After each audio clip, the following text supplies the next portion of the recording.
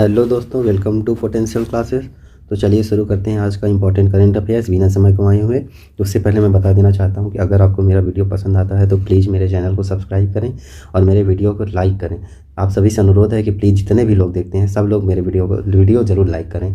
Like करेंगे तो क्या होगा, वीडियो थोड़ा सा यूट्यूब की पॉलिसी के अनुसार प्रमोट भी करेगा, तो थोड़ा जिससे अच्छा मेरे चैनल के लिए बेहतर होगा। उसमें आपका 1 रुपया लगना नहीं है। तो चलिए, उम्मीद है कि आपको मेरी बात समझ में आई होगी। आप आज से डेली वीडियो लाइक करेंगे। तो आज का टारगेट रखते हैं हम 20 लाइक्स का। कितना? 20 लाइक का। जो मतलब टोटल 25 से 30 लोग देखते हैं, तो उसमें से कम 20 लोग तो प्लीज़ लाइक कर दो यार। हाँ, चलिए फिर शुरू करते हैं आज का करंट अफेयर। बात करते हैं OTT प्लेटफॉर्म की।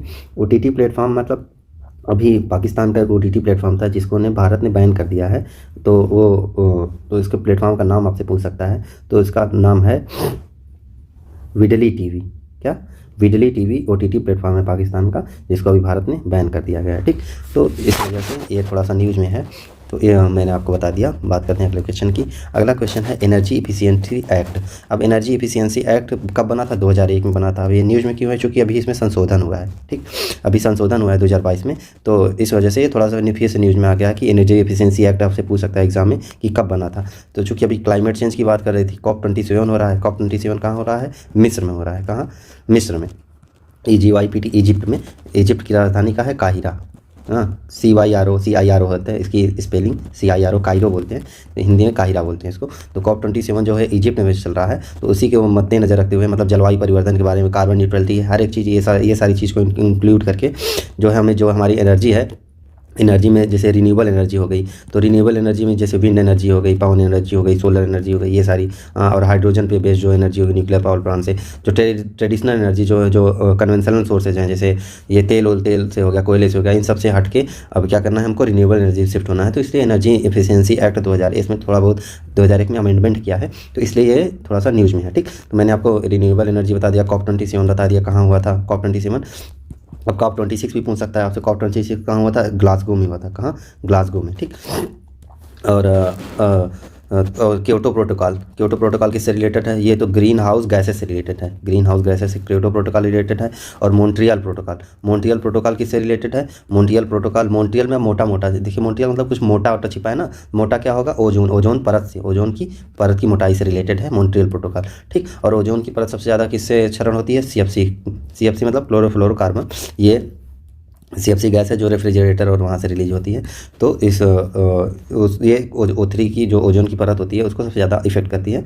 तो ये इससे रिलेटेड है। ठीक, तो बात करते हैं अगले क्वेश्चन की। अगला क्वेश्चन है अरविंदो घोष। अब ये अरविंदो घोष कौन है? अरविंदो घोष जो है, ये योगी राज अरविंदो घोष बोला जाता है इनको। इनका योगदान बहुत रहा है हमारे किसमें, स्वतंत्रता जो सेनानी थे ये भी, तो उसमें काफ़ी इनका योगदान रहा है।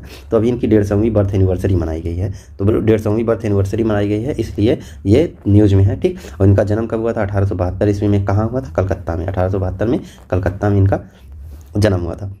अब बात करते हैं अरविंदो घोष से। अरविंदो घोष जो है इंग्लैंड गए थे पढ़ने के लिए। इनकी वापसी कब हुई थी? 1893 ईस्वी में। कब? 1893 देखें तो बहुत महत्वपूर्ण साल है 1893। इसमें ही अरविंदो घोष जो है इंग्लैंड से जो है भारत लौटे थे अरविंदो घोष। ठीक, और 1893 में ही गांधी जी कहाँ गए थे? दक्षिण अफ्रीका गए थे वकालत करने।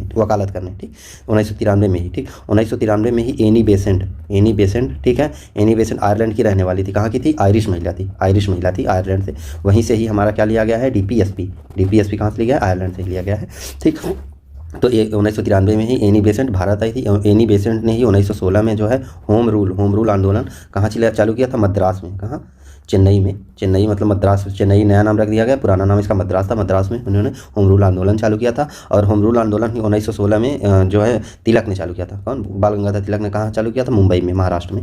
तो ये सारी जानकारी को 1993 में ही शिकागो में एक भाषण हुआ था। किसने दिया था? कौन? ये हमारे विवेकानंद।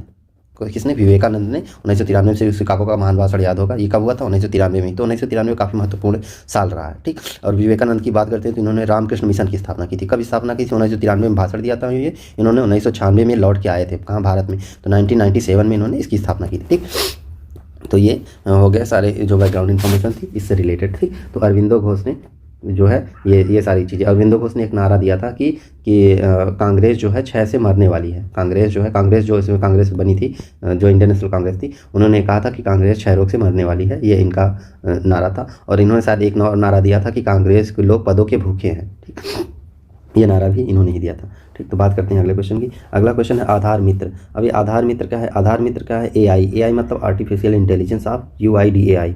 यूआईडीएआई क्या है? Unique identification authority of India. कौन? Unique identification authority of India, UIDAI का फुल फॉर्म है, ठीक। अब यूआईडीएआई कब बना था? ये जो है एक स्टैट्यूटरी बॉडी है। कौन थी? Statutory body. स्टैट्यूटरी बॉडी इसको बोलते हैं जो किसी लॉ को पास करके बनाया जाए, ठीक। तो उसी तरीके से ये बॉडी है। और ये किस कब बनी थी? आधार एक्ट 2016 के आधार पे, आधार एक्ट 2016 को बेस मानते हुए उसी की बेसिस पे यूआईडीएआई का क्रिएशन किया गया था, ठीक। तो ये सारी इंपॉर्टेंट जानकारी होगी आपका इससे रिलेटेड, ठीक। तो बात करते हैं अगले क्वेश्चन की। अगला क्वेश्चन है नेशनल शूटिंग चैंपियनशिप। अब ये नेशनल शूटिंग चैंपियनशिप चल कहाँ रही है? तो भोपाल में चल रही है। कहाँ पे? भोपाल में। भोपाल कहाँ की राजधानी है? मध्य प्रदेश की। मध्य प्रदेश के सीएम कौन है? शिवराज सिंह चौहान। यहाँ के गवर्नर कौन है? मंगू भाई छगन भाई पटेल, ठीक। तो ये बात हो गई भोपाल की। भोपाल में 2 रिवर बहती है, नर्मदा रिवर और ताप्ती रिवर, ठीक, नर्मदा और तापी। और इसी के बीच में कौन सी पहाड़ी है? जो है जो रेंज पड़ती है इसके बीच में, उस रेंज का नाम विंध्यन रेंज है। कौन सी? विंध्यन रेंज है, ठीक। तो ये सारा इंपॉर्टेंट होगा एमपी के बारे में। एमपी के उज्जैन में, कहाँ? उज्जैन में अभी जो है महाकाल कॉरिडोर। कौन सा? महाकाल कॉरिडोर, इसकी स्थापना की गई है, ठीक, उज्जैन में। अभी इसका इनॉग्रेशन भी हुआ था। तो अभी तो बात करते हैं अब ये नेशनल शूटिंग चैंपियनशिप की। तो नेशनल शूटिंग चैंपियनशिप में मनु भाकर जो है बहुत फेमस खिलाड़ी हैं, ठीक। इन्होंने अभी गोल्ड जीता है, गोल्ड मेडल जीता है, तो इसलिए थोड़ा सा न्यूज़ में है। अब देख लेते हैं ये शूटिंग से रिलेटेड कुछ टर्म है। शूटिंग से रिलेटेड जो टर्म है वो देख लेते हैं। कई बार क्वेश्चन में पूछ लेता है कि ये टर्म किससे रिलेटेड है। तो बोर हो गया। बोर आप देखते हैं शूटिंग में जो बंदूक होती है, मतलब बंदूक कह रहा हूँ, गन में जो नली होती है, मतलब ऐसे बेसिकली ये आपका गन हो गया, तो नली में भी यहाँ छेद होता है, ठीक। इसको बोर बोलते हैं, बोर, ठीक। तो आप उससे याद रख लीजिएगा। आप पता नहीं, मुझे बोर का मतलब नहीं पता है, लेकिन ये जान लीजिए इसको बोर बोलते हैं। कितने बोर की गन है ऐसे बोलते हैं देसी भाषा में, कट्टा उट्टा में हम लोग यहाँ, ठीक। बुल मतलब होता है ये जो आपका टारगेट बना होता है, इसके बीचों बीच जो ऐसे करके बना होता है, ठीक। ये आपका बुल आई बोलते हैं इसको। तो ये बुल हो गया। एक बंकर है, ठीक। डबल ट्रैप हो गया, half head, double trap, half head, ये सब शूटिंग से रिलेटेड टर्म है, ठीक। अब बात करते हैं कुछ इंपॉर्टेंट फैक्ट की बात कर लेते हैं। जो इस समय मैं कल के स्टोर कर रहा था, तो उसमें क्या है कि ये पूछ लिया कि इस बुक किसने लिखा था। तो एपीजे अब्दुल कलाम की जो बुक है, मैं इंपॉर्टेंट बुक बता देता हूँ। भारत 2020 एपीजे अब्दुल कलाम की है। प्रज्वलित मन किसने लिखा था? एपीजे अब्दुल कलाम ने।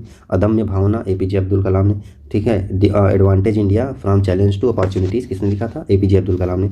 विंग्स ऑफ फायर किसने लिखा था? एपीजे अब्दुल कलाम ने। बात करते हैं राधा कृष्णन की, जो सर्वपल्ली राधाकृष्णन भारत के दूसरे राष्ट्रपति थे। इन्होंने जो बुक लिखी थी रविन्द्रनाथ टैगोर के दर्शन, पहली बुक है। भारतीय दर्शन दूसरी बुक का नाम है। राधाकृष्णन की बुक का नाम जीवन का हिंदू दृष्टिकोण, ये तीसरी बुक का नाम है। धर्म विज्ञान और संस्कृति चौथी बुक का नाम है। धर्म विज्ञान संस्कृति ये चौथी बुक का नाम है। इनके किसके? राधाकृष्णन के, ठीक। अब बात करते हैं रघुराम राजन की। रघुराम राजन कौन है? भारत के 23वें गवर्नर है, ठीक। इस समय कौन गवर्नर है? 25वें गवर्नर कौन है? शक्तिकांत दास, ठीक। शक्तिकांत दास ये है इस समय यहाँ के भारतीय आरबीआई के गवर्नर है, ठीक।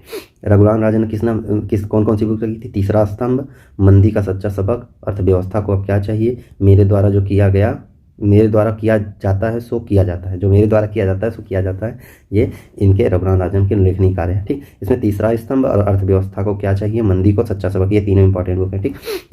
बात करते हैं अमर्त्य सेन की। अमर्त्य सेन कौन थे? अमर्त्य सेन एक इकोनॉमिक्स थे। अमर्त्य सेन आर्थिक इकोनॉमिक्स से इनको 1998 में जो है नोबल प्राइज मिला था, ठीक, 1998 में। और पहला भारतीय थे जिनको नोबेल प्राइज़ मिला था, किसको? रविंद्रनाथ टैगोर को। रविंद्रनाथ टैगोर का कब नोबेल प्राइज़ मिला था? 1913 में, ठीक। इनकी पुस्तक गीतांजलि के लिए, ठीक। तो ये इनको तो जो भी था मैंने आपसे नोबेल प्राइज़ से रिलेटेड बता दिया। तो देखिए मेरे साथ पढ़ेंगे तो मैं आपको बहुत सारी चीज़ें रिवाइज करवाता चलूँगा। मैं एक ही चीज़ नहीं बताऊँगा। जैसे नोबेल प्राइज़ आएगा, मैंने बता दिया पहला भारतीय कौन था जिसको नोबेल प्राइज़ मिला था, ठीक। तो अब बहुत सारी चीज़ें, जैसे नोबेल प्राइज़ की शुरुआत 1901 में हुई थी। इसमें छः टाइप के प्राइज़ दिए जाते हैं। मैथमेटिक्स को छोड़ के बाकी की जो है फिजिक्स में हो गया, केमिस्ट्री में हो गया, बायो में हो गया, उसके बाद क्या हो गया, इसको लिटरेचर में हो गया, इकोनॉमिक्स में हो गया, और फूड मतलब उसमें शांति के क्षेत्र में, शांति के क्षेत्र में तो 6 प्राइज़ दिए जाते हैं। इकोनॉमिक्स में नहीं दिया जाता था। इकोनॉमिक्स में बाद में 1958 में वहाँ के बाद से इसको दिया जाने लगा, इकोनॉमिक्स में भी प्राइज़ दिया जाने लगा, ठीक। तो बात करते हैं इसकी स्वतंत्रता के रूप में विकास, इन्होंने जो अमर सेन ने बुक लिखी है। न्याय का विचार पहला, तर्कशील भारतीय ये दूसरा, तर्कशील भारतीय इनकी इंपॉर्टेंट बुक है। न्याय का विचार इनकी इंपॉर्टेंट बुक है।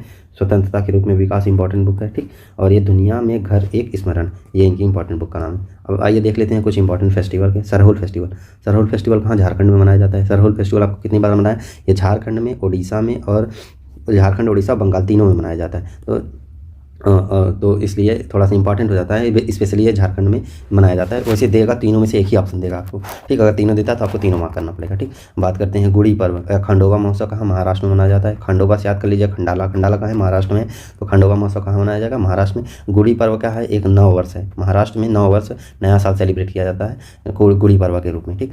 वांचुआ महोत्सव, बिहू महोत्सव कहाँ, असम में मनाया जाता है। वांचुआ महोत्सव असम में मनाया जाता है। और ये कली गोपाल, कली गोपाल और एक गोपाल वाले, जितने भी गोपाल वाले मित्र हैं ये सब कहाँ मनाए जाते हैं, असम में मनाए जाते हैं ये त्यौहार। ट्यूलिप फेस्टिवल जम्मू कश्मीर में मनाया जाता है, ठीक। और गणगौर महोत्सव, पुष्कर मेला राजस्थान में मनाया जाता है। उत्तरायण महोत्सव गुजरात में मनाया जाता है। और रण महोत्सव कहाँ मनाया जाता है, गुजरात में मनाया जाता है। गुजरात में ही मरीन नेशनल पार्क है, ठीक, गुजरात में है। हार्नबिल फेस्टिवल नागालैंड में मनाया जाता है, ठीक। गुरेज पर्व और शिकारा महोत्सव ये कहाँ मनाया जाता है, जम्मू कश्मीर में मनाया जाता है। तो ये सारे इंपॉर्टेंट जो है फेस्टिवल हो गए जो सेलिब्रेट किए जाते हैं। तो उम्मीद है कि आपको ये लेक्चर पसंद आया होगा। अगर पसंद आता है तो प्लीज़ मेरे चैनल को लाइक करें, मेरे वीडियो को लाइक करें, मेरे चैनल को सब्सक्राइब करें और अपने दोस्तों के पास शेयर करें। तो मिलते हैं अगले लेक्चर में, तब तक के लिए जय हिंद।